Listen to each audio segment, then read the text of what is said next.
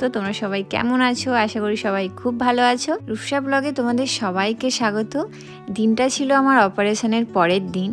তো মা এখানে বাবার সাথে কথা বলছে, আর সুমন গিয়েছিল মার্কেটে একটু টিফিন আনার জন্য। আর যেহেতু আমরা চেন্নাই গিয়েছিলাম, আর চেন্নাই মানে সাউথ, আর সাউথ মানেই তো এখানে সব সাউথ ইন্ডিয়ান টিফিন। আর আমার কিন্তু এগুলো খেতে ভীষণ ভালো লাগে, ইডলি, ধোসা, তারপরে যা কিছু সাউথ ইন্ডিয়ান সবই আমার খুব ভালো লাগে। আর এগুলো খাওয়া শরীরের পক্ষেও ভালো, আর ডক্টর বলেছিলেন যে আমার খাওয়া যাবে, অসুবিধে নেই।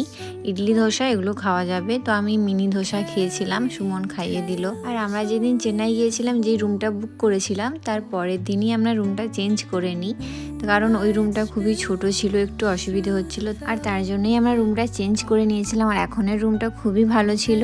আর তারপরে আমি আমার মেডিসিনগুলো খেলাম, আর ওআরএস দিল সুমন আমায় একটা, ওআরএসটাও আমি খেয়েছি।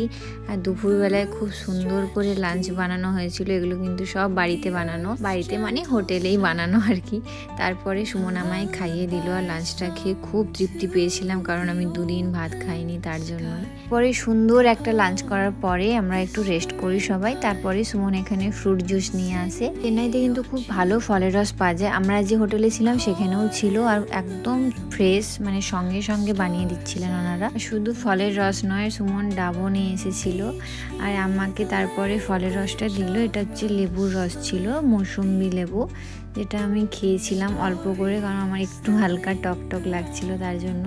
তারপরে বিকেলে সুমন আবার বাজারে গিয়েছিল রাত্রে যেগুলো হবে সেগুলোই আনতে, আর কিছুটা টিফিন এনেছিল। আর এখানে দেখো, এটা কিন্তু আমার জন্য নয়, এটা আমার মায়ের জন্য। আমার মায়ের খুব কেক খেতে ইচ্ছে করছিল তার জন্য। আর এই একটা খাবার নিয়ে এসেছিলো, জানি না এটার নাম কি। তো এটা হচ্ছে সুমন খেয়েছিল, আর কেকটাও একটা খেয়েছিল। আর আমার জন্য আনা হয়েছিল এই ভুট্টাটা, এটা সেদ্ধ ভুট্টা।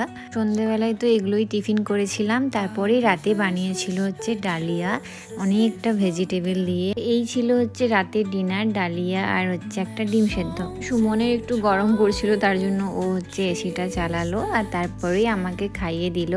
আর জানো তো, অপারেশনের পরে কয়েকদিন আমি নিজে হাতে খেতে পারছিলাম না। কয়েকদিন বলাটাও ভুল হবে, অনেক দিনই আমি নিজে হাতে খেতে পারছিলাম না, কারণ প্রচণ্ড ব্যথা ছিল, আর তাছাড়া আমার খুব পেন হচ্ছিল তার জন্যই। তো টুকটাক হয়তো এমনি যেগুলো ফলের রস, তারপরে ওআরএস, এগুলো আস্তে আস্তে খেয়ে নিতাম, কিন্তু বাকি অনেকক্ষণ ধরে যেগুলো খেতে হয় ওগুলো আমি কিছুতেই খেতে পারছিলাম না। তো এভাবেই কেটেছে অপারেশনের পরের দিনটা। তো চলো বন্ধুরা, আজকের ব্লগটা এইটুকুই। সবাই খুব ভালো থেকো, সুস্থ থেকো। আবার দেখা হবে নতুন একটা ব্লগে। তোমাদের ব্লগটা ভালো লেগে থাকলে আমার পাশে থেকো। Tata, bye, good night.